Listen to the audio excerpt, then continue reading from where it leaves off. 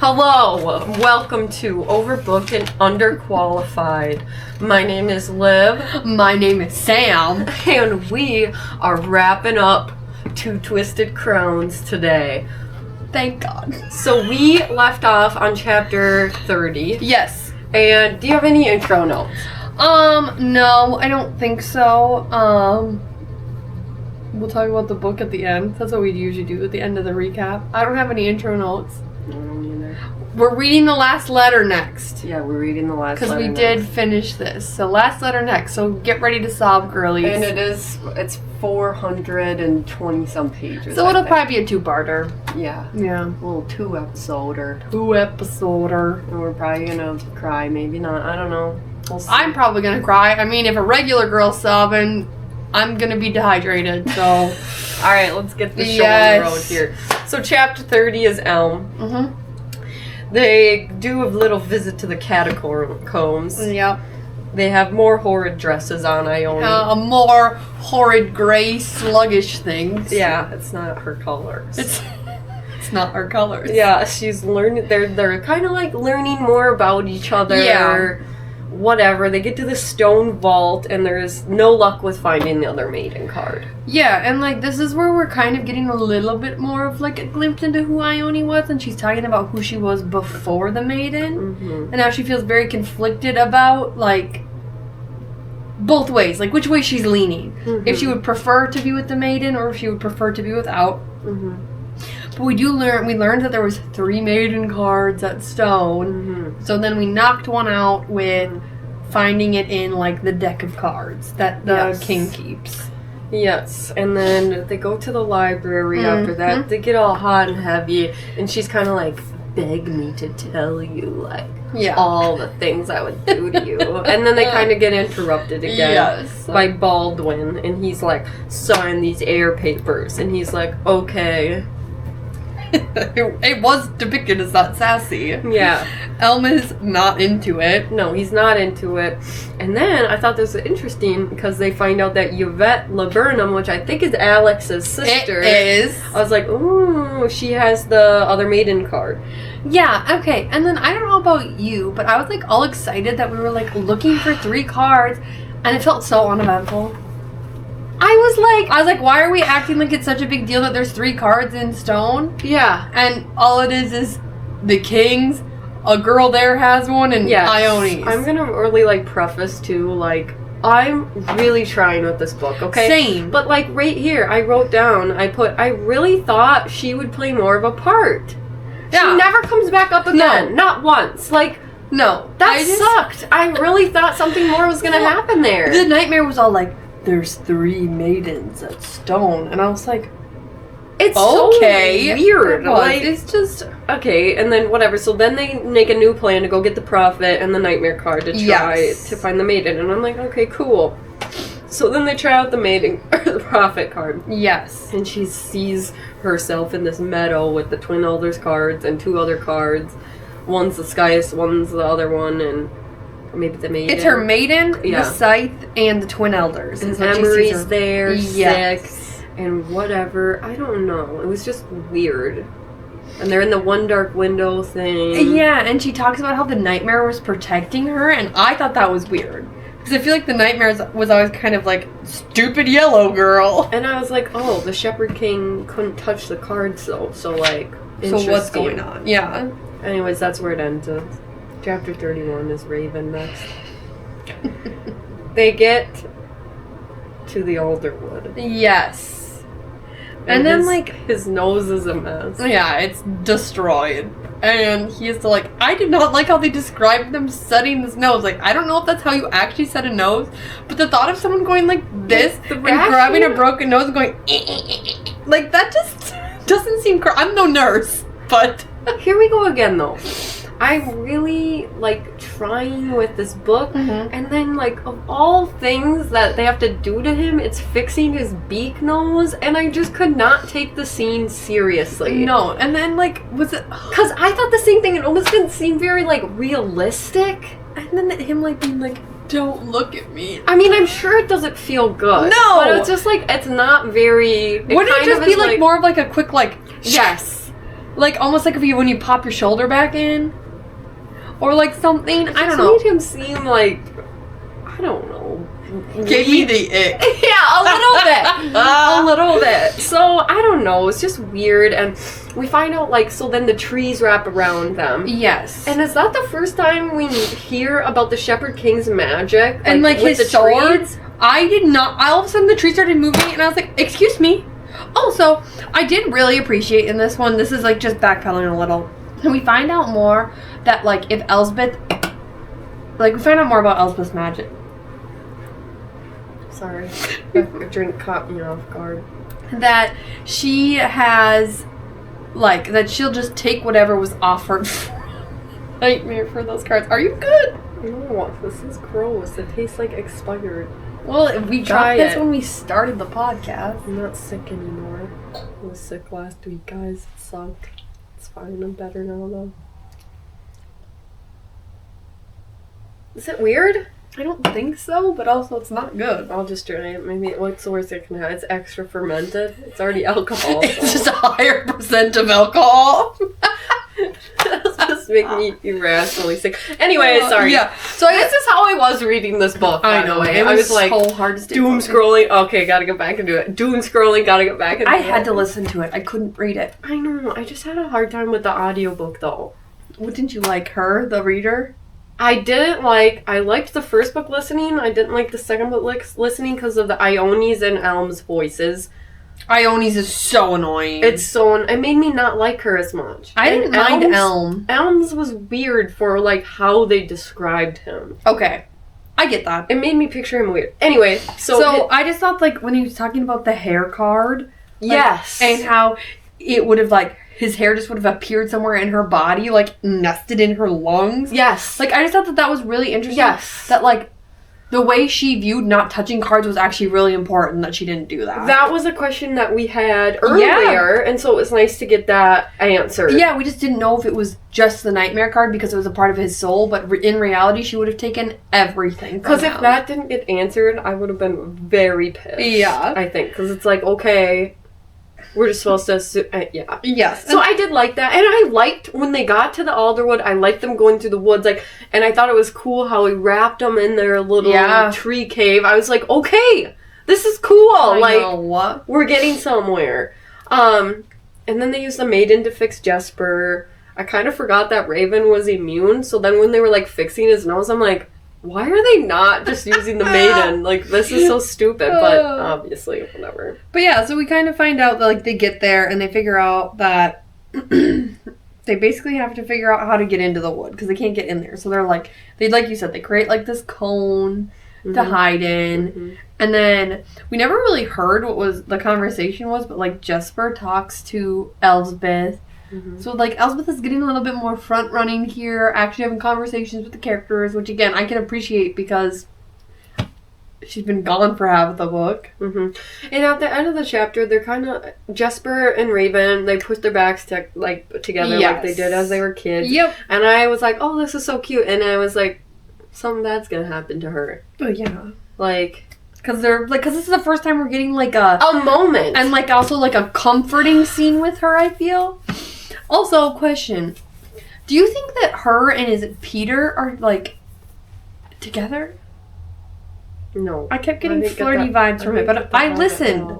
So, like, the audio... Peter, like, hey, Jesper! Kinda. He did make kissing noises at her at one point. No, I didn't get that, but that's an interesting take. Chapter 32 is then we go back to Elm, and I'm like, okay. I actually liked this part. I liked the party theme. I liked the premise behind it. Everybody came dressed up as a card. Yeah, it's a Providence card theme. Yes, and I really liked hearing about how they figured out how to dress as the card. Like the guy that was the golden egg. Mm-hmm. Like wearing all gold and shoving like a Pillwhoopie shirt. Of course, all the girls showing up as maidens is so typical. Mm-hmm. Or like the eagles, and like I just like really liked the costume descriptions. Yeah, because we got some like some sort of description of the scene, or like the Iron Gate and stuff like that. I thought that was cool. And then finding Ione dressed as the Nightmare. At first, I was kind of like, okay. kind of badass. Then we find out that the king did it to her. Yeah. And then it kind of is like, oh, that sucks. Because the nightmare is your worst nightmare. Yeah. So... So then they search the garden for cracked stone to find whatever. More back and forth combo. Yeah. It feels like to me they're having the same conversation over and again. Over. Yes. Like, you're a Rowan, I can't trust you. I've been watching you forever. Yeah. I'm in love with you, but I'm not saying I'm in love with you. I agree. It's just, okay, so whatever. Same conversation, yes. And then, okay, so he jumps into the pool to get to the statue, which I get the premise there, like, no issues there. But then all of a sudden he's searching it, and then the statue falls over and breaks, and then nothing really happened. I mean, his life gets saved by her again. I just felt like, what was the point of that? And I'm also kind of like, how did she save his life?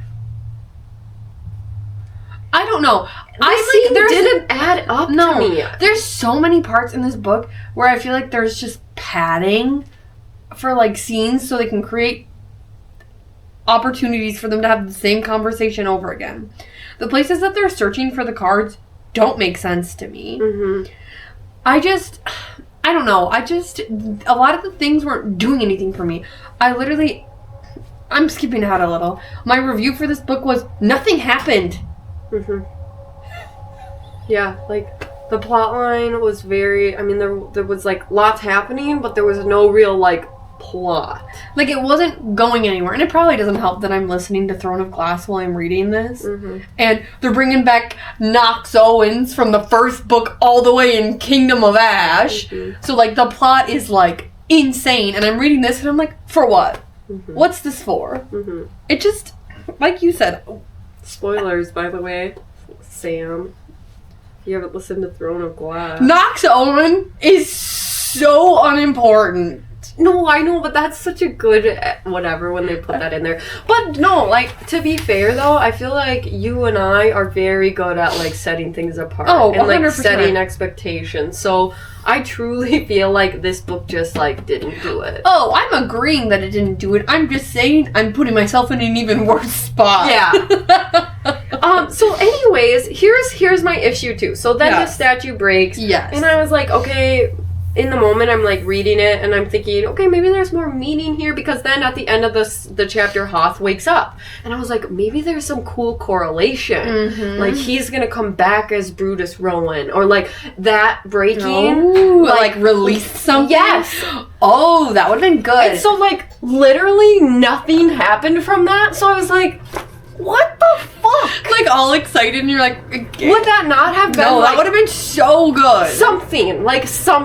Because the statue's older than dirt. This doesn't even feel like a fantasy book to me. Like, the fun part about fantasy is that, like, anything can happen. Yes. And we just had a statue fall and break. And then... Why? Like, I honestly feel like the statue breaking was so he could lose his charm, so they hold hands into the castle. To share her charm, which also, how can you share a charm? I feel like that's not how that works. No, it just seems like it's not adding up. Everything's half-baked. Yes, and so I was bummed about that anyway. So then that would have been so good. Yeah, and so literally not one thing came from it, so I was like, dumb. And Hoth wakes up and he like immediately stares at Ione. And I was kind of like, why is that the first place he goes? Like, that surprised me. Yeah. But anywho's, do you have anything else? Well, chapter 33 is Elsbeth. Yeah, it's 35. No, 33. Yeah, we're on 33. We just have troubles with chapters in this. I don't have notes for 33 or 34. Okay, well, I'll kick it off. So 33 is Elsbeth, and she's just going through all these memories of, like, Eris. Yes. How the Twin Alders was formed. Yes. How he lost the use of the cards for the Twin Alders. And then it goes into all these memories of, like, Brutus and his argument. Yes. And then the Bennett combo, because, like, Bennett's hiding as a kid. Yes. And then this is where, at the end of it, Eris is taken by the mist. Yeah. And so we're starting to, like, put the pieces of the backstory Definitely together. learning more about the Shepard King and his, like, backstory. And it's, like, really hard because I want to feel really, really sad for him because it's really devastating. But then at the same time, you kept going back to the spirit of the wood for problems that, like, for some problems that really weren't problems.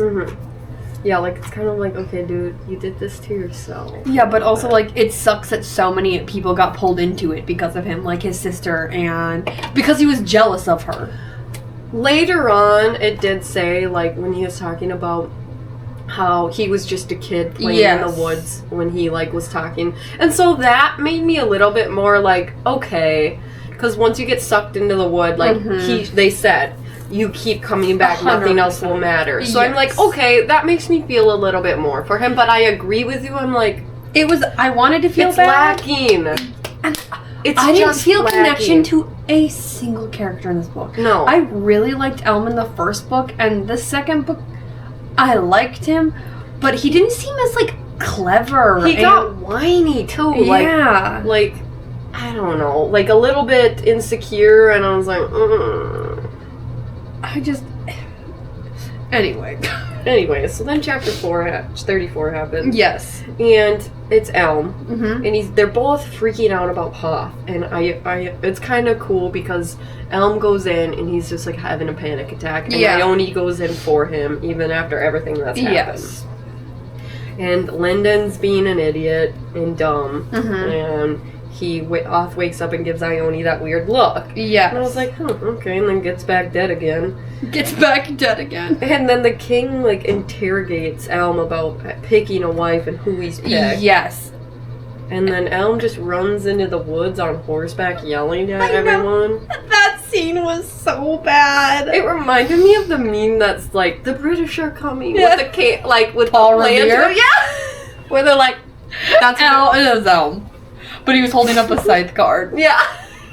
Like, the Romans are coming. Yeah, that's what it reminded me of. Like, this book was so hard to take seriously. And he's just, like, screaming, and I'm like, why?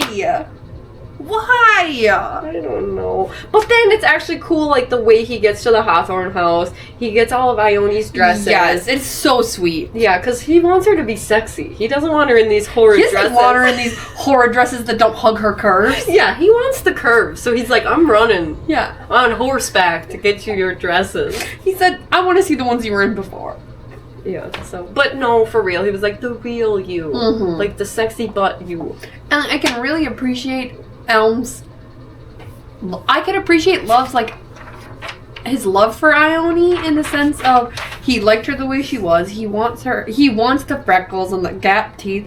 And I don't know what it is. Like, all those things are good and pretty, but the way they describe it, I'm like, I feel like you're saying that she's ugly. When her maiden card gets lifted, we're jumping ahead. Yeah. When the maiden card gets lifted and they're like, yeah, her face was all irritated and red. I'm like, that sucks.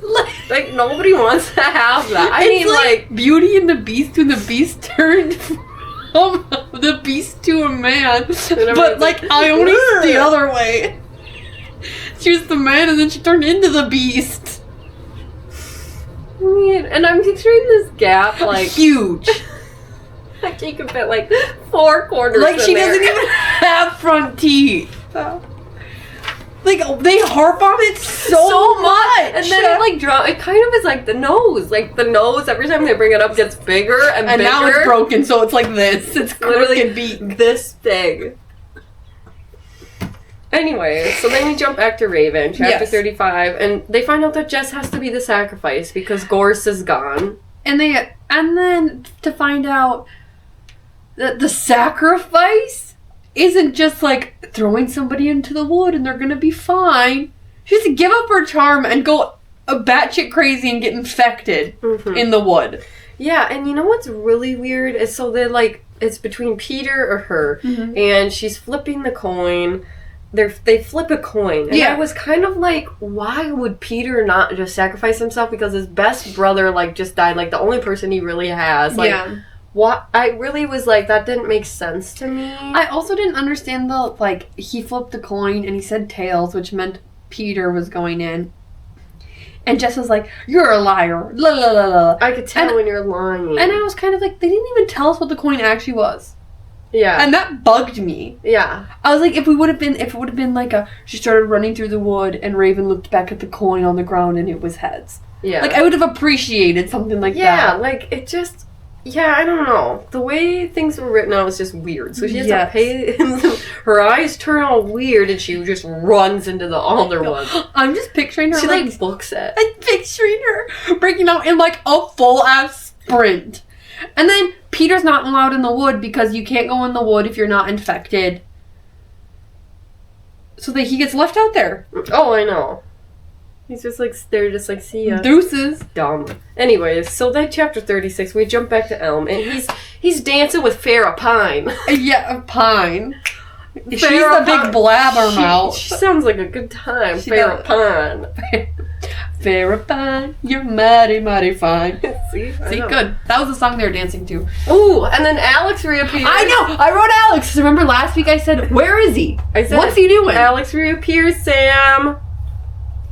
We move on. And he never ever comes back. No. So. I also, like, he's another one. Like, we could have did something with him. He had, like, the perfect makings for a villain, like, story. Or even just, like, I don't know. An unlikely ally. Something. Anything. Yeah. And then Ione comes in. She's in this smoking hot dress that he brought home for her. Mm-hmm. He's like, oh, yeah, I picked that up on my horse last night. And Tyrion's just being like a piece because she was down in the dungeon and she finds out I'm so sick of his whiny ass that he knew she was drunk and shouldn't be alone with Hoth but didn't do anything. Are we surprised? No. Quite Does literally it still suck? Yes. The worst dad. The worst. I don't know if there's been a worse book dad. There was a book dad. Damn. So then there was a line in this book or in this part where Elm said he's trying to have these conversations with her. And I think this is a huge part of why I also wasn't feeling it between Ione and Elm is he said he was so sick of the maiden card. Yeah. And that was referring to Elm because they're having all these really sweet moments and she's unreadable. Yeah. And I understand that's because of the maiden, but it doesn't I'm not feeling this, you know what I mean? Like, it feels like it's a one-sided connection since she can't have any emotions kind of thing. Yeah, like, I'm kind of like... They're meaningful conversations. Are they really that meaningful? Exactly. And the other thing, I'm like, how long does it take for the maiden card to make you have a heart of stone? The scythe card, you use it for an hour and you get a bloody nose. Right. So, if she's been using this for weeks... This is where we need my timelines, people. With this book, yeah. Yeah. So I don't know. I just felt like that was very valid for him. No, so I was also like, yeah, me too. I'm sick of this dumb maiden card. You guys should have found it like 20 years ago. Yeah, I literally wrote, I don't get the maiden card. Like, I don't understand. So you're feeling like similar. Because she was still showing like glimmers of emotion, but it just... There was another book that we read where I felt like they tried to do the emotions thing where someone doesn't have emotions because of something and they were still showing emotion. I think we either just need to cut that trope. It doesn't do it for me. They either need to be stone cold, bitchy, or nothing at all. I agree. We need some lines drawn. None of this gray area stuff. I love a morally gray man. Mm-hmm. A morally gray emotion? No. Yeah, like it just doesn't make sense. It makes it feel unauthentic. Well, and it just doesn't feel real. Why are all the other cards so set in stone rules and this one isn't? Oh, so then he uses the nightmare card and he sees like everything since she's like got the maiden. This was actually horrible. And okay, so right here I was like, holy shit. So we find out that she died. Yeah. Hoth killed her or attempted out to. The window at Spindle House. So then that made sense when he woke up and saw her and was all surprised. And I was like, okay, this is plot. Same. This is plot. Me too. Okay, I literally wrote, this is plot. Like, oh my gosh. It was so good at that point. It was. I'm like, this is all... Our standards are so low, people. Like, it does not take a lot to please Sam and I. No! And I don't want to speak for you, but I feel like from what we've read so far, like, we don't need much. No! This is like, anything is like what we need. We loved the first two Light Larks. Read the reviews on those bad girls. We loved them. So, I was feeling the same way, and it was like, because then when they were talking about before she got the maiden, and Hoth goes, "Not very pretty, is she?" Yeah, and then he hits her. It's so sad. And like the getting her so absurdly drunk and making her hide this card in this honestly horrific spot once you find out what else is in there. And yeah, then she's talking about how she's just laying there, and this is when she figured out how the card could like heal her. And she said she's looking down at her broken body. This chapter, I was like, I was like so mad because this whole book could have been so good. Same. And I was like, this is what we needed. Like, even the little bit of memory before she got the maiden card, I was like, okay, I needed that. Yes. Like a little bit of something. Of like figuring out, and like she also walked in, like, and the other thing too is like she didn't want the maiden card. So then that makes the conversation when she got in a fight with Elspeth more like she had to be defensive of it because she's already like, I don't want the maiden card, but what am I supposed to do with it now? Like, it's being forced on me, and she can't tell Elspeth that. And I like the scene too, so like she's getting just beat up basically by him, and she's still protecting Elspeth's secret. Yes. And so I'm like, okay, this is where we find out, like, she is a good person. She is sweet. Like, I understand what people are liking about her now. I finally seeing the Ione I want. Yes! Like, because Hoth is, like, interrogating her, and she's like, is your cousin infected? Is your cousin infected? And he's like, I've already got it on my side. I can't have it on yours. Yeah. And she still, like, has a backbone about it, and he's hitting her, and then this is when he chucks her out of a window. And then can you imagine, like, laying there? Nobody knows where you are. And then once she was fully healed, that's how Elm found her at Hawthorne House. Because she was in her tattered ass dress, covered in blood, shoeless because she got yeeted. Yeah, and I'm like, again, the author's been telling us that Ione's this good person. When did we see it? Chapter 36 in the second book. 36 of... What is it? 40-something? 48! Like, I would have loved to have this perspective of Ione the entire series. Something. Yeah. Something. So, yeah, anyways, the good news is Elm knows where the maiden card is. It's in the hearth of the throne room. And we find out that that's where Hoth kept all of his, like... beating tools. Yeah, in there... Because Ione was, like, pulling all of this stuff out, and she's like, what is this? And, like, Elm was, like, super uncomfortable. My other thing is, why did Hoth have to hide these tools? Like, did his dad not know that this was happening? But then also, has the king always been a drunk? I feel like that was... I thought that he started becoming a drunk when Hoth almost died. But then in this book, it's betrayed that he's always been a drunk. Because when they're talking about... We find out in this chapter that it's marrying the heir. We knew that. And he was like talking about how his dad slopped with that stuff because he's always like half in the bag. Yeah, you're totally right. And we didn't get that at all. All in the first book. Again, the author's like just... And I think I was so used to it at this point, the author's just like, yeah, the king's a drunk now. Yeah. But he's always been, but... we're only seeing it now. It just feels... I don't know. But I'm really trying not to just rip on it. Like... I think if you're looking for something to not read into, I also think since you and I started taking notes on books, it's different because we're like writing things down and then we're thinking about it farther ahead. But I just like, if you want a quick read, something that you're not going to get like devastated with, sure. Yeah, I don't. We find out that they're going to get married. And so she has the maiden card now at this point. Why didn't she just undo it and then have this conversation about getting married? Because I felt like it would have meant more. I agree, but I also think that it was like because all time was of the essence. That and all of the emotion that you accumulated while you had it will come rushing back, and maybe they wanted, like you said, time of the essence. They needed to get this conversation done in order for it to be like set in stone, and then she needed to go cry in her room. I don't know. I don't know. They're flirting under the chair. Yeah.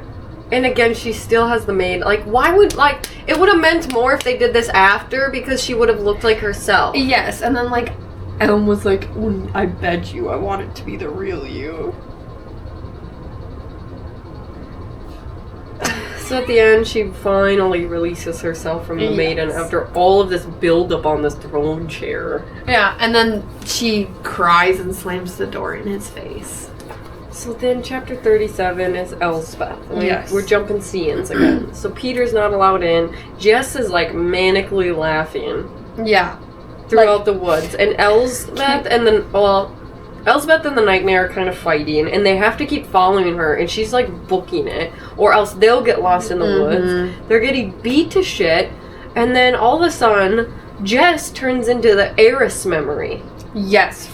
Yep. And then there's creepy animals tracking them. Yes, with like all these silver eyes. It's weird. Yeah, but now that we know, I feel like the creepy animals were the spirit of the wood. Mm-hmm. You find out she has silver eyes. Mm-hmm. And then they're like running and running and running, and then they hit this valley. Yes. That they fall into, and it's just dead bodies. Skeletons and bodies, and I was like, wow, this is actually pretty horrifying. Yeah, and we find out that when you go into the wood without a charm, you always run to this place, and everybody just like falls into this pit and basically dies, and like that's what's feeding the magic in the mist, is all of these people. Mm-hmm.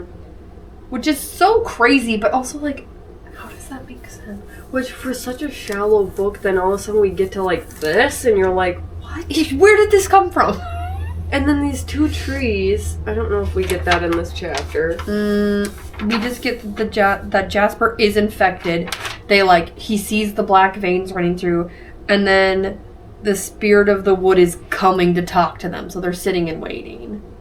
Yeah, and all this time, like, the Nightmare is giving Raven this pep talk that goes against everything that he said so far. It was like, you're strong, you can do this, like, you can make it, whatever. Oh, yes, they do get to the trees here. So they get to the Twin Elders trees, and there's one light and there's one dark. Which I loved this scene. Yes, I thought it was so cool. And they're the ones with the voices, and who can tell, they're the ones who say, like, they feed and fuel the trees. Yes. So yeah, and Jess is just like laying at the bottom of these trees. Yeah, I'm picturing her like fetal position curled up. And now, like, we get the full backstory of the guilt that the Shepard King carries. Because it was his sister that had like the same exact scene played out. And she didn't survive. Yes. So he feels all this guilt, and I'm like, okay. But why couldn't he have just said that earlier? Like, character development, but also this development already happened. It's not active character development. I don't know, Elspeth then gives him a pep talk, and it's like, it's okay, don't feel guilty. And then the Nightmare all of a sudden gets this, like, new fervor and helps Raven save Jess, and was like, you will not make a monster out of him as you did me. Mm-hmm. And then they, like, jump into a portal. Yeah, the trees, like, toss Raven on this shore. Yes, and through this, like, tree doorway. Yeah, and they tell Raven that he's the only one that can go through there. And then there's, like, a kind of a fight scene that breaks out, and the Shepard King and Jasper end up going with him. Yeah, the Shepard King, like, cuts Jess free, and then they jump through. Yes. And then it ends with just salt. Yeah, they're getting bathed in salt. This was a confusing chapter for me. I was also really confused because there's so much happening. Yes! And it was, like, fairly deep chapter. Like, when you said this entire book has felt shallow. Then all of a sudden, like... And then it just gets, like, halted that we're on, like, a sandy beach. Yeah, because I was kind of like, ooh, like, the mist is kind of like the real villain here. Yeah. But I didn't really feel that way the whole time, so I was like... But also, like... They didn't really say. And we'll get to it. I don't get the spirit of the wood. I don't either. I don't have any understanding because she's just as like the spirit of the wood is not bad or good or anything. She seems pretty bad to me. So like, what is she then? Also, is she a she? Like, I don't know. Anyway, yeah. Chapter 39. Let me get back to Elm. Yes. And they describe Ione after the maiden.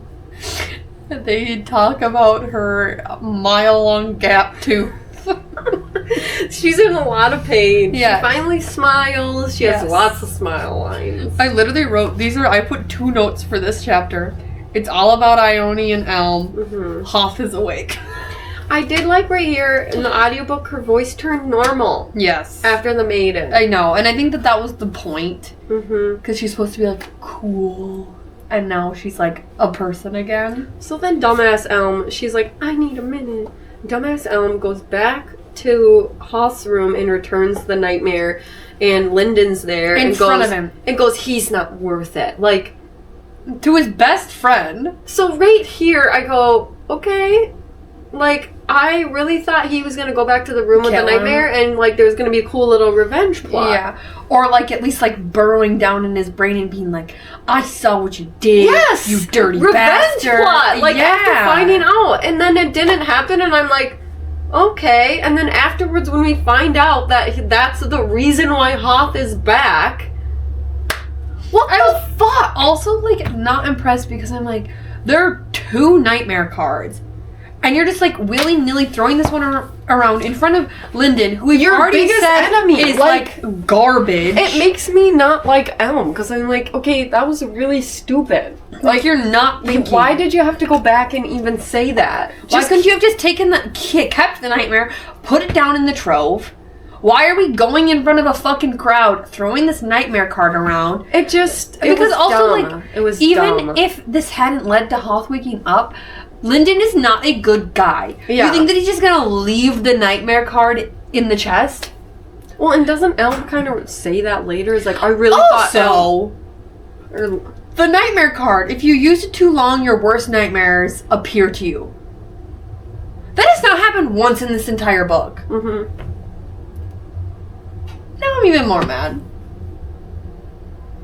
Anyways, but he throws it in there unceremoniously. We find out that Lyndon uses it to go into... Well, we don't find that out in this chapter. Yeah. But Lyndon uses it. So basically, they tell each other everything, and then they go on this, like, horse riding thing, and we find out that Ione's a fellow horse scout. Her and Liv would get along real good. They trade cowboy boots. And then they have sex in the woods. Yeah. Which sounds itchy. And he keeps... I gotta check for ticks. I did listen to this scene, and the whole time I was like...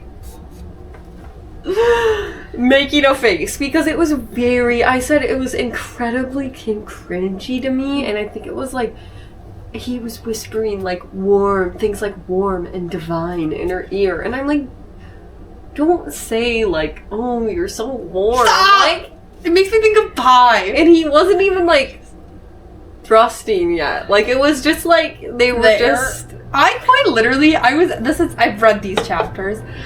And when they started having sex on my Kindle, I'm like, you did not.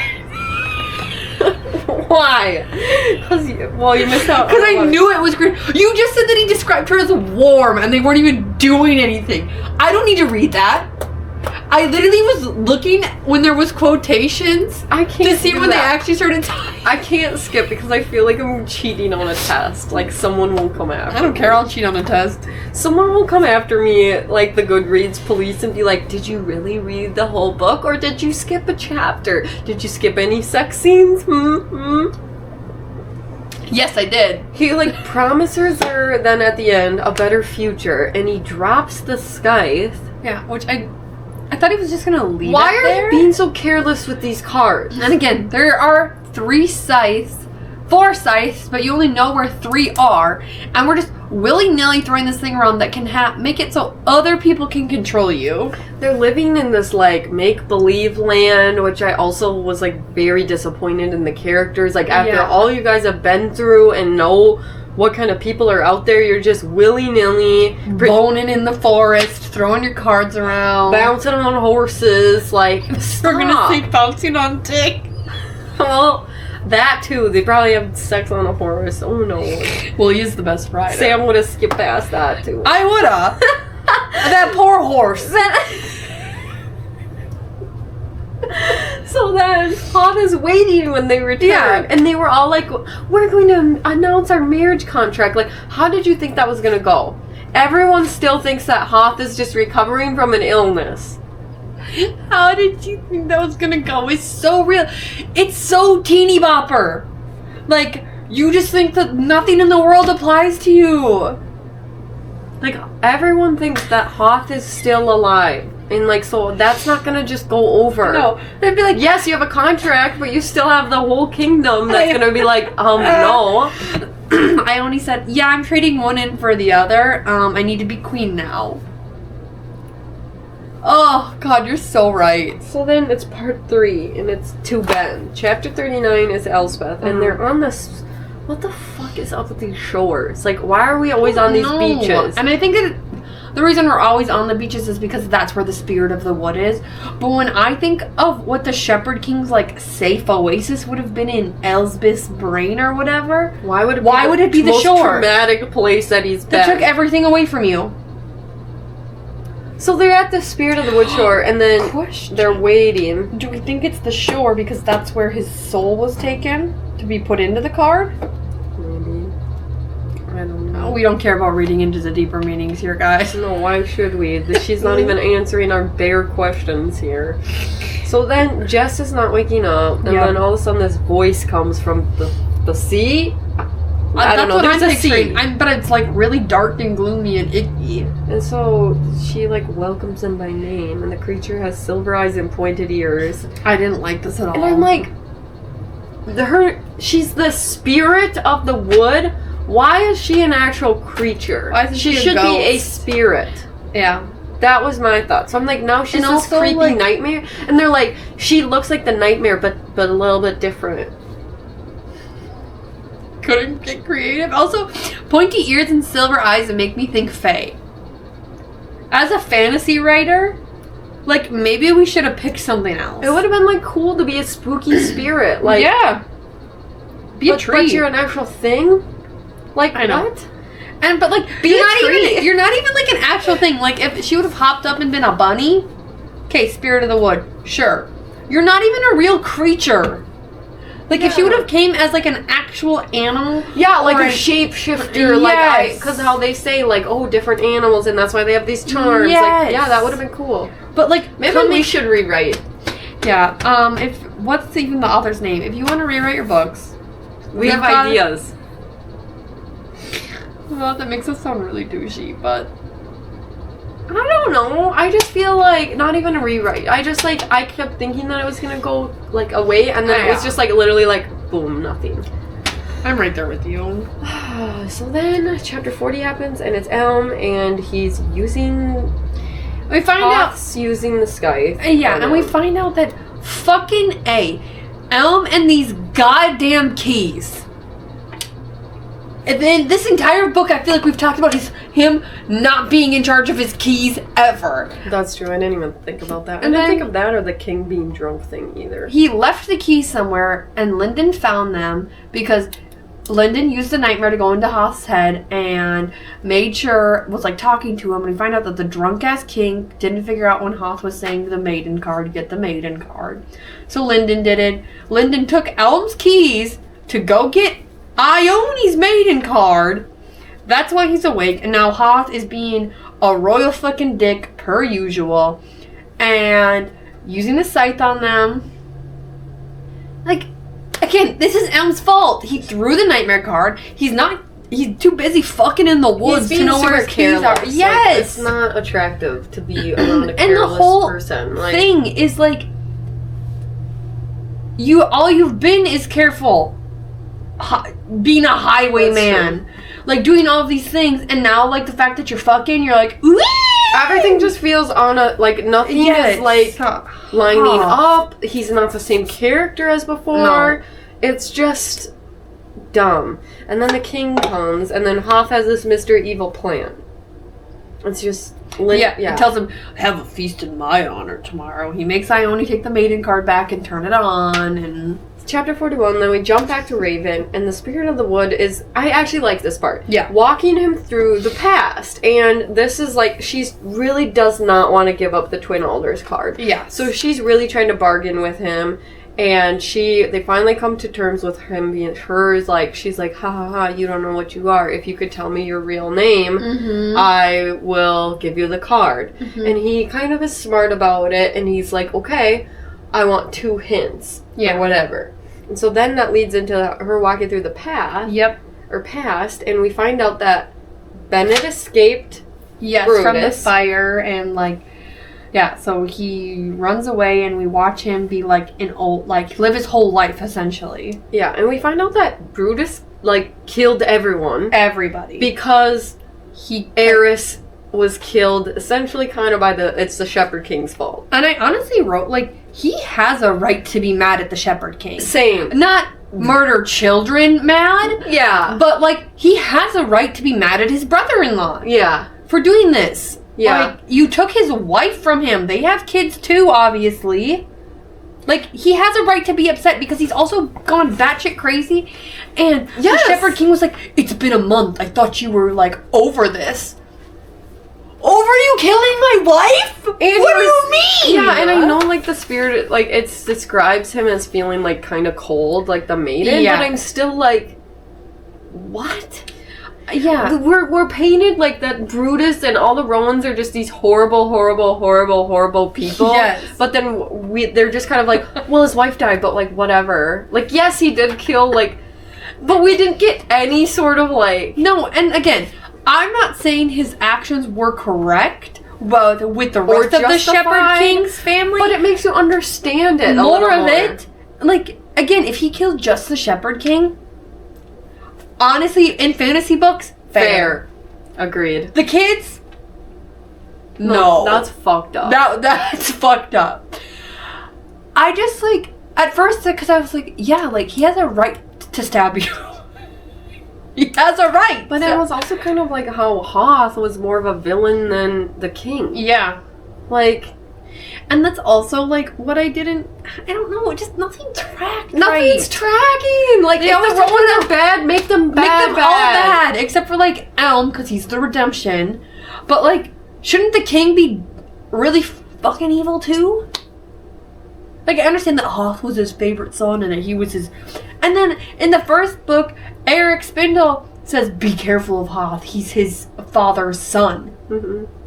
So a drunk?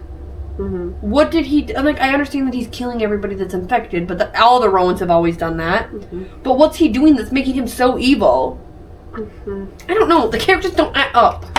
Yeah, and so then originally when this was all playing out, I'm like, okay, maybe Bennett's his, like, Raven's dad, because they talk about the beak nose. Mm-hmm. And, like, how the Shepard King in human form had the beak nose. Yep. And I'm like, okay, well now it makes sense why they've been fixating on this beak nose the whole time, because they needed something to connect them. But they already had the gray eyes, because Bennett had gray eyes. And then I'm like, okay, the timeline just didn't add up. It's like so his great-great-grandpa or something? They didn't even say. They just said he's a descendant. Yeah, because they didn't even go into it. It's like 800 years in the past is where they started. And then I think they went to 500 years when the Shepard King died. And then Bennett survived that. So he's like his great-great-great-great-grandpa, Bennett is. 800 years? Yeah, they talked about 800 years in the past is when the Spirit of the Wood took him. So if he's 500... Oh...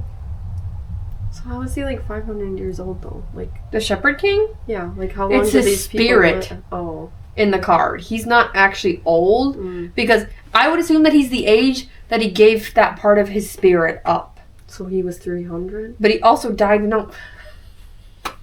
So, the Spirit of the Wood took Raven 800 years in the past, and that's just when the Shepard King was alive. And he died then, too. So he was really like 50? I don't fucking know. So how does that... Okay, it doesn't matter. It doesn't matter. It doesn't matter. It's still not getting caught up on the timeline. It doesn't add up. Either way, nothing adds up. And then he all of a sudden knows his name. Raven all of a sudden knows his real name is Taxus. Which, I mean, I don't feel like that's that outlandish, because Emery's been spewing that they've been related to the Shepard King forever. And after watching this and seeing Bennett's beak nose and gray eyes, he knows that, like, that adds up, but where the fuck did he hear Taxus? Because when they were going through the path. Oh, I guess you're right that, I don't know if they said Taxus so he didn't know. I'm assuming, I was like, we knew that it was Taxus, but I guess you might be right. Where did he hear it? The only time that he whispered it was when the path opened up. And then Jess is like, what's he whispering over there? All they kept hearing was Taxus, Taxus. Okay. So I'm like, okay, well that felt like a little bit of a stretch, but maybe not. I guess you're right. I didn't pick that up, so... Because all of a sudden he's like, the woods whispered it at one point in time. I don't know. And then the spirit of the wood alludes to there being more to Raven's magic than just the cards. And the gray eyes thing is repeated. And I'm like, okay, gotcha. So he can destroy cards. Yes. And okay, this is something that I also felt so confused. They made it seem like nobody ever has the same magic. But Bennett had that ability. Mm-hmm. This is jumping ahead a little bit. Jesper can heal like Tilly. Mm-hmm. They made it seem like no one ever gets the same magic. Mm-hmm. Am I wrong on that? They didn't give us... We didn't get enough, like... build up. You need some build up. You can't just jump into the story. Like... You know, every time we read a duology... It's never big. Maybe we're not duology people. What's the other duology we read? The hunter, the witch one? The heartless hunter. Maybe. Maybe we need a longer story, or we just need it to be 1,000-page one.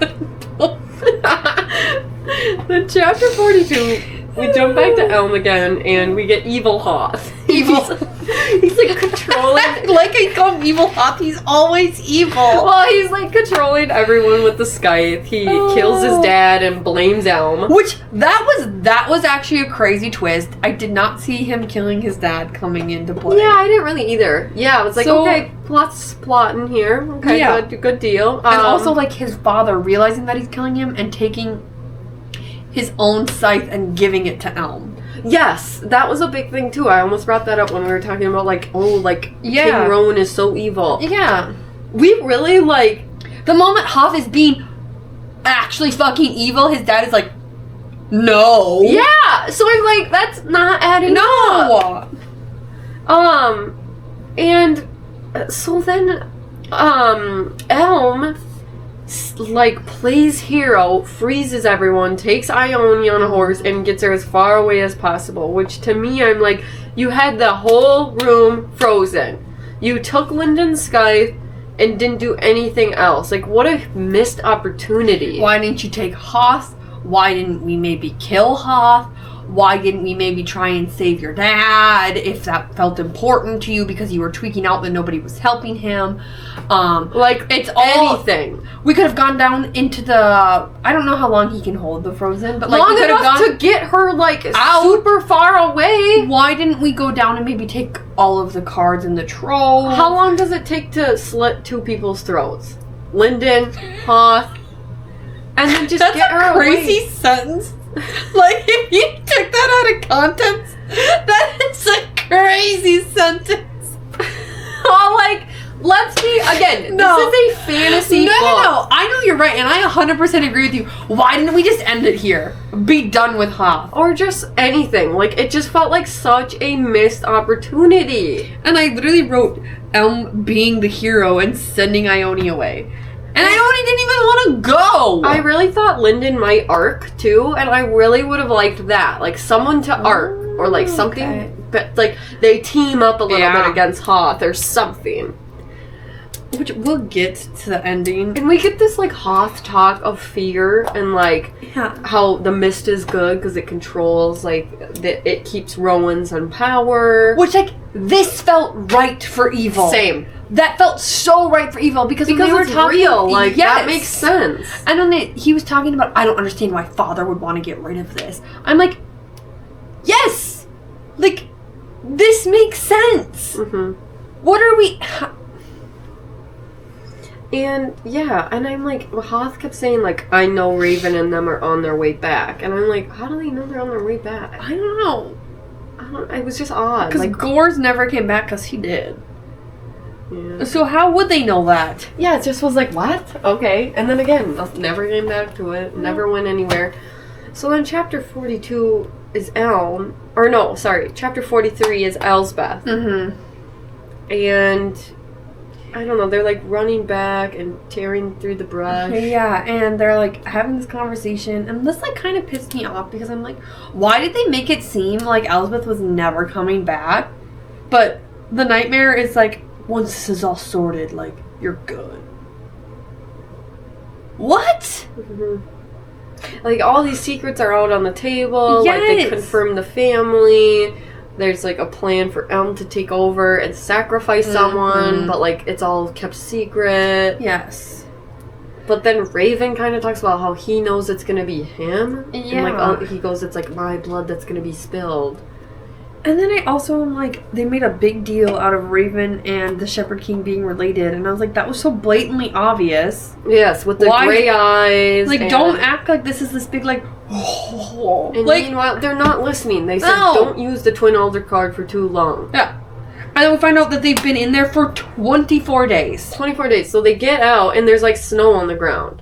Yeah, and they're like, and then, I don't know why, but this pissed me off. They get out of, like, the midst of the woods, and they're yelling for Peter. Peter's not there. You've been gone for 24 days. A month has gone by, almost. And you guys are like, hope he's not there. Peter. I just, I don't know. And we have this conversation, like, she's like, I did think this was real, too, when she was like, I'm not sure who I am without you in my head. Like, it was kind of like the sweet... And again, like, I needed more of this. Like, this... I agree. Yeah, I don't know. It was tough, but... I know, whatever. and, like, I appreciated those conversations between the two of them, and that's so real for her, too, because how old was she? 9? 11. She was 9 when she got the card, and she had him for 11 years, because she's 20. Okay. Timeline. Yeah, sure. And, like, that's a long time to have something, and you're so young. How could you know what you are without that? Yeah. And so then we get to chapter 44, and this is where they're booking it through the woods. Yes. We jumped ahead a little. And chapter 40, did I say that chapter 44? It's Raven. Yes, we did. Okay, that's where we're at. I don't know if anybody actually follows that, but whatever. So then, the snow shows how much time it passed, and what day is it? Equinox, so they have, like, no time. Which, that also, I'm like, why are we rushing this? Why didn't you give them 3 days to, like, make a cool plan? Yes, and so we get to know what the plan is a little, and, like, suss it out, and, like, kind of see how it works out and where the twists and turns are. No, we've got 5 hours for you to get back. Of all the things to rush, I mean, the first half of this book was so goddamn slow. It's just Ione and Elm running around making out in cellars. And then all of a sudden we're like, like, hurry up, it's Equinox. Like, we have 30 minutes left. I was reading this on my Kindle, and at this point it's like, you're 89% of the way down. And I was like, what do you mean? I know. Whatever. So then Nightmare's being super, like, protective about Jess. Mm-hmm. And I don't know. It's just weird. And for me right here, I go, it would have been better if they had just changed bodies. Like, I'm talking like Beauty and the Beast style. Where, like, she would have, her body would have turned into the Nightmare, and then once the Nightmare left, she turned back into her body, because she's the one cradling Jess right now. Like, it's talking about this, like, it's making her seem like this big, strong, hulking man, like, carrying Jess around. You're so right, because I was just picturing the Shepard King. Me too. My brain started to picture, like, just, Elspeth doing, like, all these things? No, like, Nightmare. My brain was, because they kept saying, like, related, talking about, like, he. Yeah. Like, he, the Nightmare. I know, that also bugged me, when they were calling him he, and I'm like, it's in Elspeth's body, though. Like, it's so confusing. Yeah, so I'm like, it would have been better if they just changed bodies. Because this is Elspeth the whole time. Yeah. She's just holding Jess as they're riding. That's crazy. And she's, like, snarling at everybody. Yeah. And clicking. Clicking. I'm like, what is clicking? Is she going, like, or is she going, I was like, I can't. I need to. Do you know what I'm saying, though? Yeah. With the Beauty and the Beast thing. I did really like, and I laughed at this. This is probably one of the first times I actually laughed out loud when I was reading this. When Jess called him an ancient windbag. It's just, like, so dumb, and I was like, I can appreciate this humor. Yeah, Jess was funny. I liked her. I forgot about Peter at this point. Yeah, because who cares? I don't know. It was fine. So then Jess is up. And all of a sudden, Peter and Ione find them. Yeah. And I hated this part. I was reading it here, and then Ione's like, she just turns into kind of a dumb blonde. No, this part pissed me off so She's like, I didn't want to wait for anybody, so I just immediately ran into the mist, and then I immediately got lost. I'm like, That pissed me off so bad. I literally wrote, Ione getting lost because she didn't wait. I'm rolling my eyes. You couldn't wait for someone to change pants and get on a fucking horse? And then you got lost anyway. Like, you idiot. You and Elm are being so stupid. What do you mean? Oh! So then all of a sudden Raven finds out about the Elm Hoth thing. Yes. And it was kind of sad when he goes, oh, Elm's been alone at Stone. Yeah. Like, he knows how hard that is for him. 100%. And it's frustrating that, like, again, like, I feel like I didn't really know that it was that big of a deal until this point, like, when someone else even acknowledged it. Because they made it seem like when Raven left that, like, Elm was just having FOMO. They did make it seem like that. I understood, like, obviously Elm's trauma there, but I was more of like, okay, you're an adult now. Not that that makes trauma any less bad, but, like, you're an adult and you have more control, and you also have a scythe now, and Hoth isn't the only one that has a scythe. So I agree with you. I didn't feel like, I thought that it was more of a FOMO thing, like he's pissy he didn't get to go with. But then obviously the next chapter, I get it. Mm-hmm. I do get it. And I also appreciated, like, Raven being like, I was so, like, love-stricken and so worried that I just, like, left without really taking into consideration, like, the rest of my family. Mm-hmm. Yeah. And then, whatever. So this is where Raven's kind of planning to sacrifice himself. Yeah. And they find out that Castle U is overtaken by Hoth. And the Nightmare's like, I have a plan. Then we get to chapter 45 and it's Elm. And he's been in the dungeon freezing his ass off. And he's been beaten to hell. And him and Eric and Tyrion all keep having these conversations because they're down there together. And this is kind of like where Elm spills the beans about them being the Highwaymen, and that's who they were fighting. And then we find out that Elspeth's mom was infected. Mm-hmm. And I would have loved to get more backstory on, like, what her magic was, how she generated, like, because it would have been really cool if we found out that she also absorbed nightmare cards. Yeah, like, what was her magic? And how did she degenerate? One of my, like, biggest notes at the end of this book was, like, I really, really, really would have loved more on Eric and her mom. I agree. I would have loved more on Eric and her mom. Because we kind of get, like, Eric is a good guy throughout the series, and we get nothing on him or his backstory. And we also got, like, nothing on She-Devil stepmom. After she ran away. We never found out where she ran away to. With the twins. There were so many loose ends. Yes. Like, we quick rushed through this to get to the end and, like, yay, Ione and Elm got married. Cool. What about the rest of the shit? Yeah, what about quite literally everybody else? So, I don't know. It's just interesting. Yeah, they have all these Tyrion's just being dumb. Yeah. Oh my god. I literally said, what the hell is Tyrion talking about? Shut up. At least his character is consistent and tracks. Like, he's the only one that made... He's the only one. He sucked the whole time. Yeah. You wanna know what? Hoth has actually been pretty stable, too. Yeah. So that's good. We knew what to expect out of them. I wrote a note. So anyways... Oh, I'm scared. The aunt, the uncle, and Emery and John Thistle are all captured, and they spilled the beans about everything because they were threatened by Hoth, which isn't the funny part. The funny part is that why do they call John Thistle every time? Like, John Thistle. Like, why don't they just say John Thistle? It's like Finnear, Moret, Emery, and John Thistle. Like, why? Every single time. It made me You're laugh. So right. I didn't even think about that. Like, just say John. It's or like John Thistle. Or if you wanted to call him Thistle, like his last name. Yeah. That is actually so funny because they don't do that with anybody else. It made me laugh. And his last name is Thistle. Like, of all the trees, this is like the worst, like, shrub thing you could get. And also, like, Thistle? It's a pretty wily last name to go with John. Let's call him Mr. Thistle.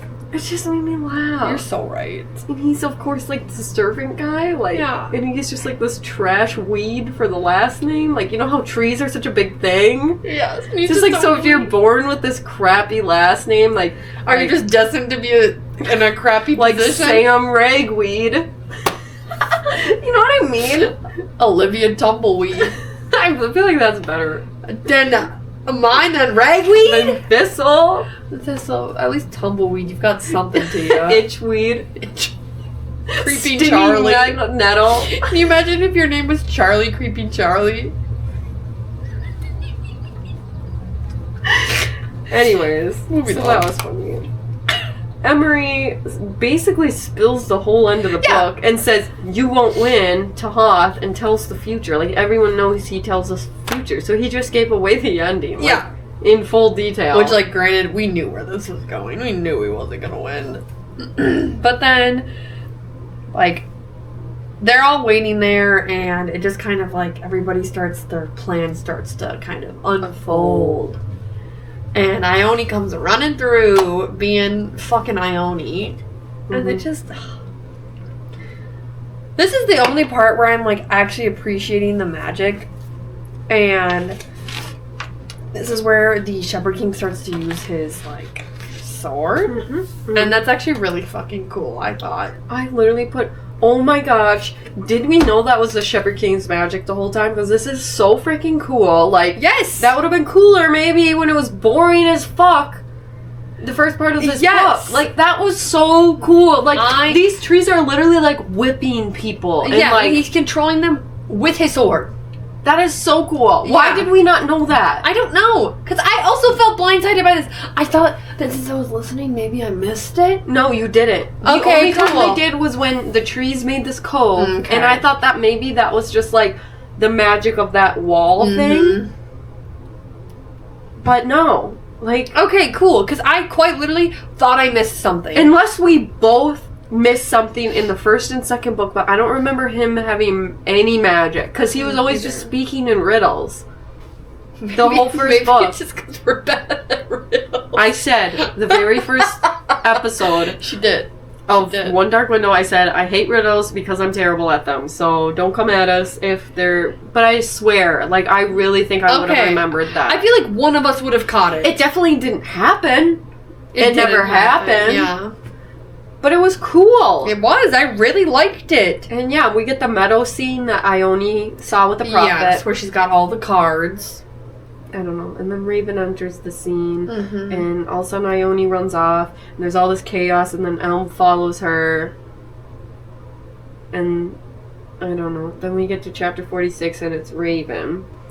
And the trees are kind of like taking out people according to plan. Yes, and then Raven is like yelling at his family to go inside the house, and they're like, "No, we want to fight," and they're all like yelling at each other, which I did think that this was funny. And Raven basically just said, "If you guys don't get your fucking asses in the house right now, like, we're gonna have issues." And his mom goes, "I've never heard you talk so much." Yeah, I know. I did like that. It was funny. And then him and Elspeth have this cheesy ass conversation.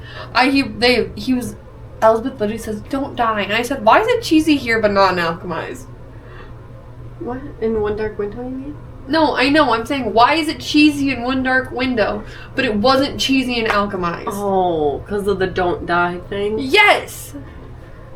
Because we had more backstory and it made sense. Like this, don't die or I'll hate you forever. No, it literally felt like that. Like, okay, let's cool it. Oh, brother. You know what? I think you said it best. Maybe it's a YA thing where just like, it's so teeny bopper. Like, these dramatic scenes. It's kind of like when you're dating at 15 and you're like, just think everything... It's the end of the world. You said I love you and he said you too, and it's the end of the world. It's kind of like, Mom, if I don't wear like these certain pants that everyone else is wearing, like, I might as well just not even go to school this year. It's social suicide. Yeah. Like, if I don't get a pair of boots, like, I'm done for. The mean girls will come for me. If I don't have a pair of boot-cut Hollister pants, no one's ever gonna notice me. If I don't get the pair of pink leggings, like the brand Pink. Yeah. And they gotta say it on the butt, too. Yeah. But that's real. Like, I feel like at that point, that was like, this is the worst problem I have. Now, as a parent, I'd be like, put your fucking Amazon leggings on and get to school. I'm done. I have real problems. Like, paying bills, bitch. Get on the bus. If you don't put your cargo pants on, I can. Get on the bus. If you miss that goddamn bus this morning, we're gonna have issues. Now I understand why my mom was so mad when I missed the bus. I know, right? So, like, that's what I mean. Like, it just seems like, I know what you mean. Where it's like, if we were like 15 and reading this, you'd be like, oh my god, yeah, don't die. Don't die. Because I love you so much. Or not the sex scenes, I'd probably be like, oh my god, if my mom caught me reading these. They rode a horse to a meadow. Yeah. They're so in love with you. They rode a horse to the meadow. And now, age 27, I'm like, that sounds itchy. Wow, we've lost our spark. Yeah. Sam would have had to check me for ticks. Immediately. It would have taken... If he wouldn't have brought a blanket with the horse, we wouldn't have been boning. I'm not laying down in grass to have sex. Maybe another time. Can you imagine? I'd be like, I need food now. Where's the picnic basket? Can you imagine little grasses tickling all over? Oh! No. I don't even think he could have gotten me to have sex in the grass at 16. Probably not. Anyways. We're high maintenance. Maybe. My mom listens to this, so, you know, I can't give away too much lore. You can know all my lore, Kim.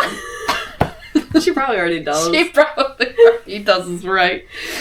Oh. So where are we? I don't know. Oh, okay. Can we just skip to the end? So Hoth is, like, encircled by these trees, and all of a sudden, like, him and Raven have this fight scene. Yeah. And again... This is so dumb. This also pissed me off so bad. So they're fighting, and whatever, they're going back and forth, and then all of a sudden, Raven stops and rips the scythe in half. Yeah. And it's like, ooh, wow, like, he can really destroy cards, like, sounds good. Why did you need to do that at that point in time? And also, then he just gets stabbed by Hoth. He just gets stabbed, like, super easily when he's supposed to be this, like, all-consuming, scary man. Yeah, and he, like, beat the shit out of Hoth in the first book. Yeah, but so easily. And it was just, like, yeah, maybe it's because he was just beat to shit already from, like... But, like, you stopped to make the show of ripping the card. That did nothing to help your current situation. 100%. So, like, and then all of a sudden you got stabbed. Yeah. And also, it felt really unlike Hoth, because he got up and he took all of the cards that Raven had and, like, ran. It felt really unlike Hoth to not, like, finish him off. Just, like, leave him. That's true. With his... Like, maybe he just wanted him, like, slowly die. Or do you think that he, like, was like, I need to get out of here, so, like... I think he knew that, like, he gave him a fatal blow and wanted him to just suffer. Okay. Was my take, but... Then he disappears with his mirror card. He takes Raven's mirror card. What did that do? Nothing, because the Shepard King could still find him. And didn't he know that the Shepard King could see Providence cards? Or was that not shared with Hoth because when they found out about that... Oh, because Hoth was, like, dead when we found that out. So maybe Hoth didn't know. Okay, but even in the scene where Hoth is running away, he loses his mirror card anyway. He turns it off. Olivia, you're asking me questions that I don't know the answers to because there's nothing to make sense of. And I really truly feel like I'm really not looking into it too much. It's more of like, for myself, I'm like, wait, what? Like, oh, okay, now he's stabbed? Like, okay, what now? Well, like, now what? And he's just laying on the ground. It just... Also, the timeline of this book wasn't making sense for me because... Are they fighting all the Destriers in the forest while him and Hoth are fighting? Or are they, like, separate events? So it was, like, Raven just laying in the grass for a half hour while they were killing all the Destriers? I think it happened at the same time. Okay. And then this is my other thing. So when Raven first... Ione's in the meadow. Raven first comes out of the woods. Yep.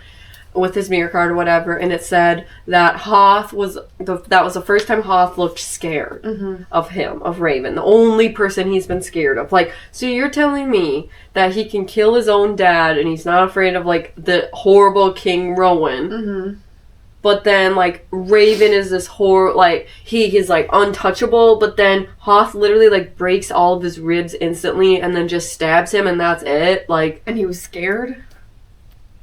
I think we're beating a dead horse here. Nothing makes sense. I'm just working it out in my mind, I think. I don't know what it is, because I'm right there with you, because he's scared. And, like, I can understand, because they have prefaced that, like, Raven is better than him throughout the entire book, and that he feels inferior. But I never got the sense that he was scared of Raven. Yeah, but I just got, like, that he is. Yes, I got the sense that he was, like, jealous and, like, didn't like when he showed him up and shit like that.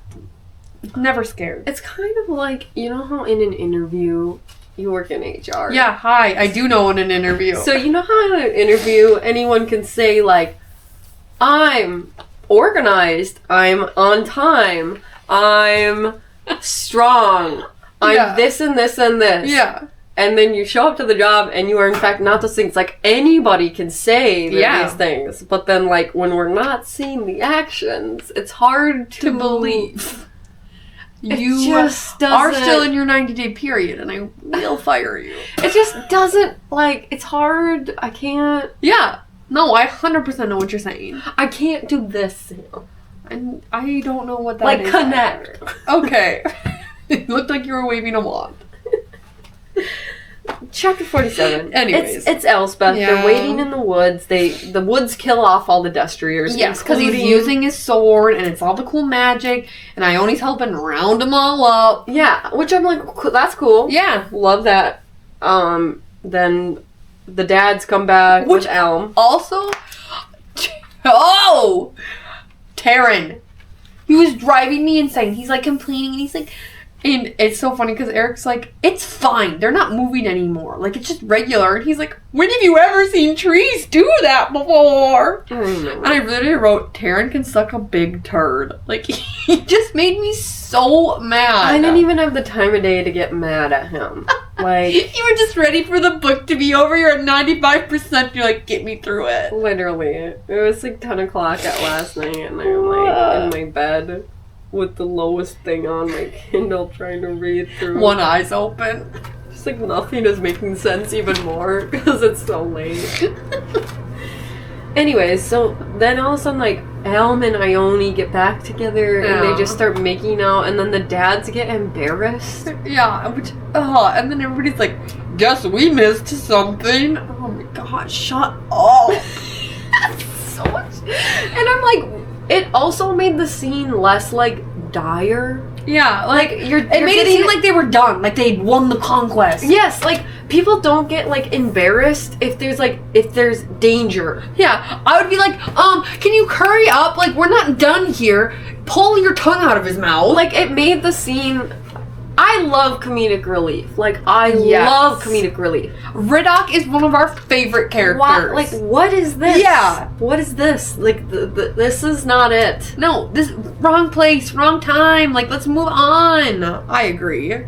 Ione is annoying and clueless when she is trying to be like, I hope Elspeth didn't see them die. Like, shut the fuck up. And also, why is it okay for you to see death and experience it, but not Elspeth? And then she's, like, trying to apologize. Like, I can't not even really trying to apologize. She's just going, like, I can't believe, like, we had a fight about Hoth Bloody Rowan. Like, shut up. We're not done! I don't like Ione. I don't like her. I haven't liked her from the start. I haven't liked her in the middle. I didn't like her at the end. There's nothing likable about her.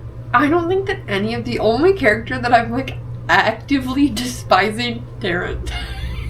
He's the only one in the entire book that I feel like I have strong emotions toward. Ione was just being so clueless. Like, first I immediately got lost in the woods. I think it's the fact that, that's a quote from the book. Her saying, I immediately got lost. And then all of a sudden she's doing this, like, again, in this dire moment, she's like, I hope Elspeth didn't see, like, bitch, she's seen a lot fucking worse than she saw a valley of bodies. Like, shut up. We're done. Then, at this point, we kind of figure out that the goal for the Shepard King is to make Elm King, and he is now the King of Elms. So he's, like, creating a new family name. And I'm like, how does that name is Elm? I know, it's so embarrassing. And also, like, it's his first name. They should put John Thistle in say his whole name. It's hard to kill a thistle. Hey! Hey! You are not wrong, actually. Even when you kill those things, they still stand tall. Like, we have one in the back of the garage, actually, that's, like, dead, but it's, like, very much standing tall. It's, like, 3 feet tall. The roots are still alive. I just, like, I can't.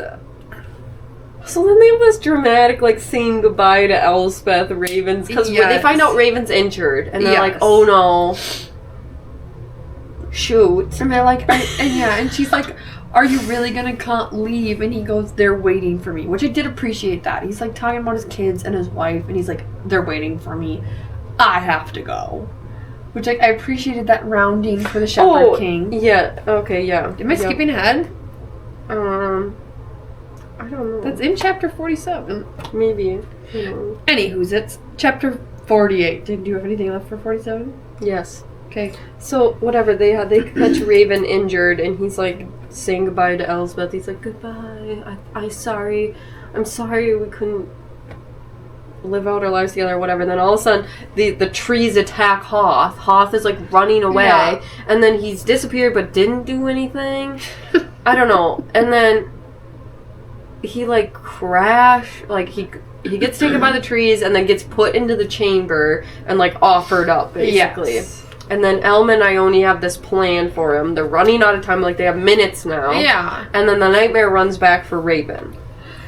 And then chapter 48 happens, and I think this was so dumb to me. What was dumb to me? Them infecting Hoth. Really? I'm just like, okay, we made this big fucking deal about it needing to be infected, blood spilled. They made it seem like it always had to be someone who was, like, born with it. Just for us to, like, get to choose the worst character and infecting him? Yeah. I don't know. It just, like, didn't do anything for me. Okay. I felt lackluster because there was all this build-up and all this, like, worry when Willow died, when she killed Willow. And then we're like, oh my gosh, is it going to be Elspeth now? Or is it still going to be Emery? Well, and Raven had this plan to spill his own blood. Yes. I thought that, and then that just, like, never went anywhere. So there was, like, all this, like, strife and worry for it just to be... them infecting Hoth? I don't know. It didn't do anything for me. I didn't have as big of an issue because I was, like, happy that it was just, like, getting wrapped up. Fair. And then the deck of cards disappear. The mist lifts. It's, like, this beautiful landscape. Yeah, they're talking about, like, never seen the sun before, basically. So I'm like, okay, cool. And then they follow the trail of blood back to the castle. And then we get to chapter 49, and it's Raven. Yep. And he's basically dying. He's carried back to the castle by his family. Mm-hmm.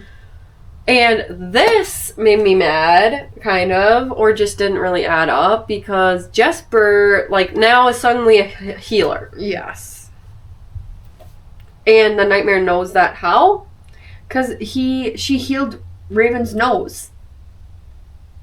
When he woke up, when they were leaving the spirit of the wood, and she hadn't realized that he had broken his nose, she goes, how did you, like, what happened to your nose? And he touched it. And the Shepard King's eyes got big.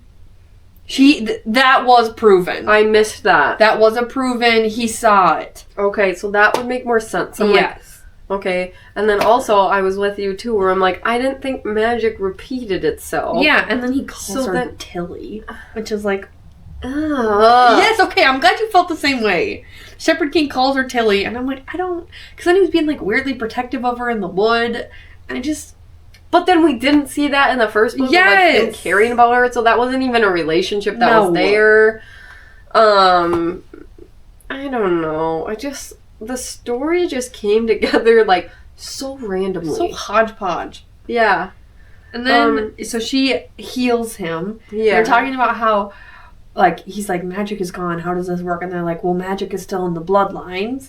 So then Jasper saves her. And then we find out that a new Providence card was made. Which we didn't get any information on how that happened.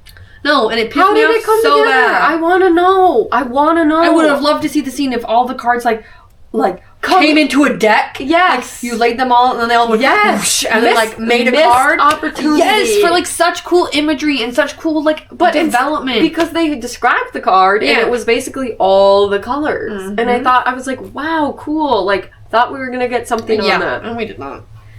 And then this card, basically, if you touch it and you're infected, it completely heals you. So we find out that Emery is all better. Mm-hmm. Which, like, that did feel very heartwarming, very nice. Mm-hmm. Yeah, he's like in this room healed. There's like all this camaraderie. Yes. And then Elspeth comes back and we're in the nightmare. And the nightmare's like, oh, I want to show you something. And he basically brings him to the chamber just to say that Elspeth can't absorb the card, and so she can't be like healed. Yeah, so he can't touch the new card that was made to heal everybody. But all Raven has to do is rip the card. Rip the nightmare card. And there's all this build up. Like, instead of just being like, yeah, just rip this card and I'm out, give us 10 minutes, I want to say goodbye. Yeah. He's like, you can never save Elspeth because you can't do this card. She'll absorb it. And he's like devastated. Yeah. And then he's like, but... Also, this also really bugged me. So, they turn in these 12 cards.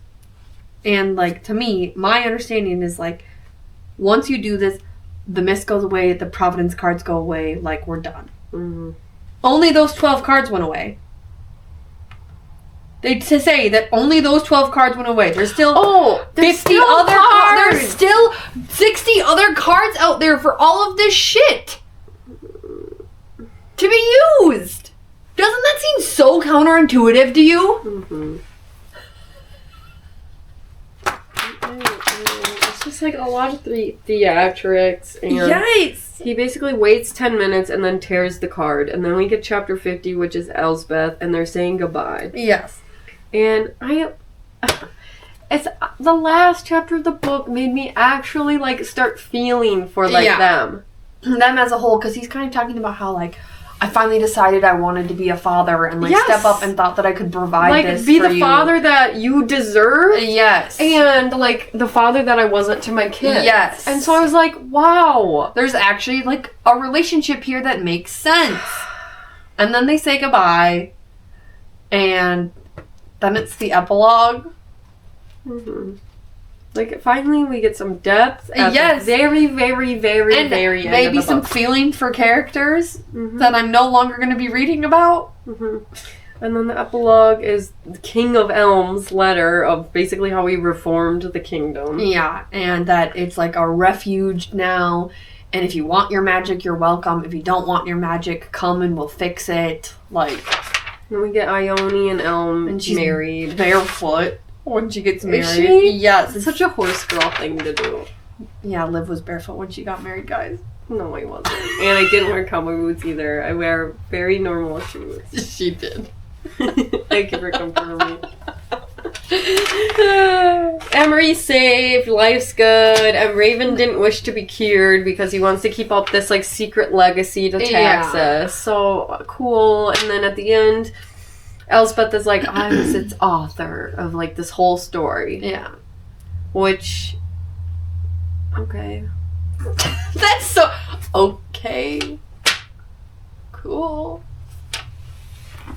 Like, I don't know. Anyways, can you guys tell how we felt about this book? I don't think they can. Alright, give me your rating out of 5. Mother. Just to top it off, Don't guys. panic. Don't panic. No, you give me your rating first. 1.5? I think I have paper towels right here. 1.5? 2? I did. It was not 3 for me. No, you tell me what. No. Okay, honestly, so the first one was a 3.5 because I was really hoping that we were gonna go somewhere. Mm-hmm. 2.5 stars probably for me. It just, like, the whole series. The whole series. This book was probably 2. You just said 1.5. I know. I was being over dramatic. Okay. No. I want to know what you actually think. Like, what did you write down? I rated this on Goodreads 2 stars. Okay. Because you can't give half stars. Yes. But I would give this book 2 stars. The series I would give 2.5. Because I did enjoy the first book. I liked the banter better of, like, the nightmare being in her head and, like, doing the, like, ugh every time something happened. Yeah. And I really liked how they started describing the magic and the Providence cards and learning about them. And I felt like there was potential to go somewhere with the first book.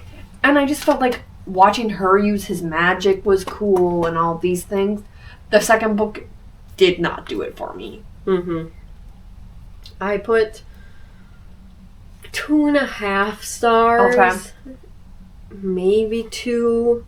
I would say 2 to 2.5. Okay. I really wish I could give very specific ratings. Like a 2.78. Yeah, or something like that. Definitely not 3. Yeah. It was underneath 3. I put the second half was better. The second half of the book did it for me. The first really just dragged. I have never had such a hard time picking up a book, ever. Really? I mean, maybe it's because I just normally would DNF. You don't ever DNF.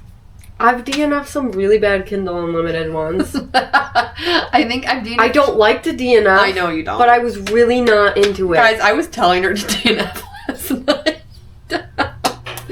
It just felt like it was very tossed together. I didn't connect with the characters. There was none of the tropes I needed. I don't know. The Goodreads, like I said in the last episode, really surprised me. Guys, I was texting Liv today. I didn't look at any of the specifics. I just saw that it was 4 point whatever for both books. I was texting her last night after I finished. And she said, did you finish? And I said, no, I had 40 pages left. And I said, dude, I finished. I'm looking at the reviews and how did people like this book? Everybody rated it 4 or 5 stars. Stop lying. Literally one person rated it 2. People love it. Love it. And we got so many comments on YouTube and TikTok. Yes. I don't know about Instagram. We didn't get any on Instagram, but a shitload on TikTok that people were like, woo! And 2 on Instagram that were you're gonna love this series. That was one of the best I've ever read.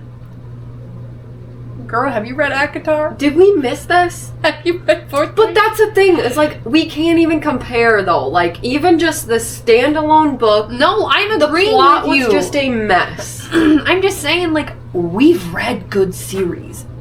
And, a lot of the series, and you and me, when we're looking for books, typically if they have, 4 or 5 stars on Goodreads, we usually like them. Mm-hmm. We usually don't have many qualms about them. Mm-hmm. Whereas, this one, the reviews are blowing it out of the water. They're it is so good. I loved Raven. Ione and Elm were so good in this series. Mm-hmm. And I just... what about them? Because we barely even got anything about Raven except that he's a big nose. Now that you're saying that too, I don't know what Elm looks like. Blonde, I think, and he always wears black. No, he's not blonde. He has dark hair because a raven. Elm? And also his name is Elm? His name is I'm talking about Elm. Oh, Elm? I don't know. Yeah, I thought he had red hair. See, I don't know. I think I'm really sad because this has been on our TBR for a really long time. Messy plot, no character connection or development, and 0 world building. Yeah, 0. And I really, really thought that it was going to be something so different. And again, it's a lot like Caraval, where the premise is so good and can be so good, and it just never launched. And I feel like there were so many plot holes. Lots happened, nothing connected. Yes. I don't even remember what my review was. I think I literally wrote 400 pages for what? You get to the end of this book, and then it's why did the statue thing happen? No, actually. No, I know that you're very upset. Why did Hoth use the mirror card at the end? I said, said to say, this was not anything special. I had such high hopes, but I feel like nothing happened. Where did the mist go? Because remember how they had this conversation of what do you think will happen when the mist lifts? Yeah. Where do you think it'll go? Because it can't. It's a creature. It can't just go away. So did it just descend back into behind what happened that to those tree wall? Twin Alders trees? I needed more on Eric and the mom. Also, what happened to that weird coven of infected people with the sisters with the skull masks? What happened? To Ione's family. Were they at the wedding? Yeah. Did it say they were? Yes, everybody was back. Okay, so stepmom and the twins were back. So where did they go? Maybe that the letter just wrapped it all up. But okay, we're assuming all of this then. Yeah. I don't know. It was just fine. It was just fine. If someone asked me if they should read it, I'd say no. It wasn't my favorite. If you're looking for something easy that you don't have to read into a whole lot, sure. Mm-hmm. But it's not a series that's going to change your life. Mm-mm. Which is really unfortunate. You said that, well, there was some, like, kind of sexy scenes in here, I guess, but, like, remember when you said Caravel would have been better with smut?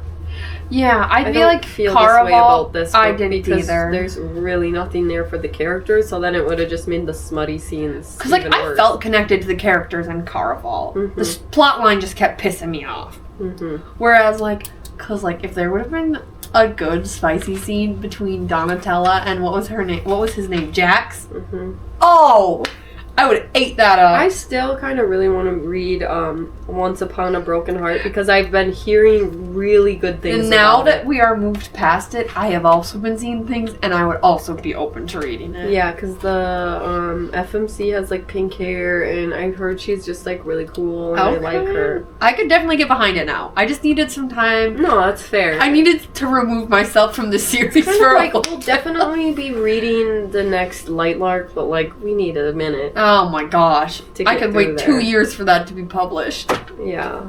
So I'll probably give it two stars on Goodreads, but definitely not a 3. No.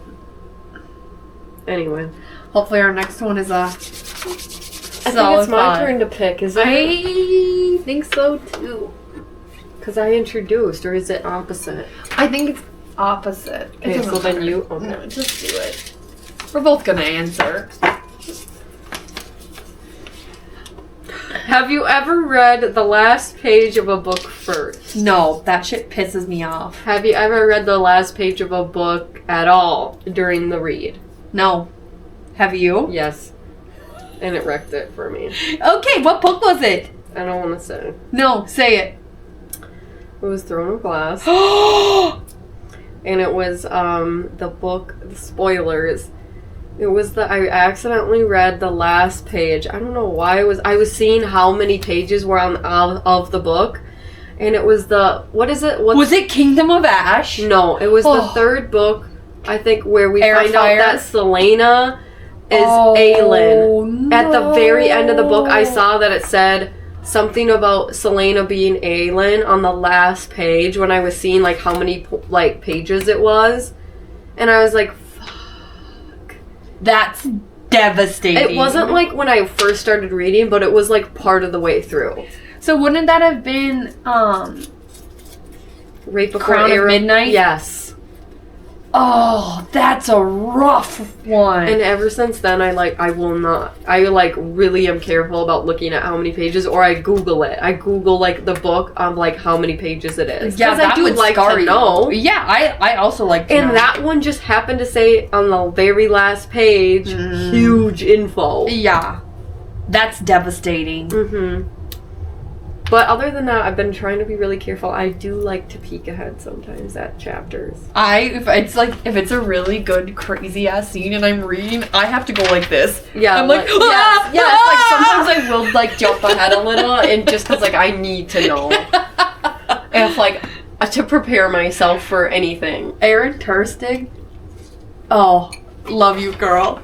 We would watch TV together. She's my college roommate. We would watch TV together. She would look up the ending of the series while we were watching it. And I said, why are you doing that? She goes, I have to know. That's fair. I get that. But, like, also, I don't know. Oh. I try really hard. It takes a lot of self-restraint. It does. It does. Okay. So the last letter, should we say, like, 200-ish pages? Yeah, if it's 220, we're probably gonna read. We're gonna read to whatever the middle is. So if the middle is 210, but the chapter that we're in doesn't end at 210, and let's say it ends at 215, that's where we're gonna end. Mm-hmm. So middle of the book to the chapter. Yeah. So thank you for watching. Yeah. Any likes, follows, subscribes, comments, emails, we always appreciate. And thank you for watching. We will see you next Wednesday. Yes.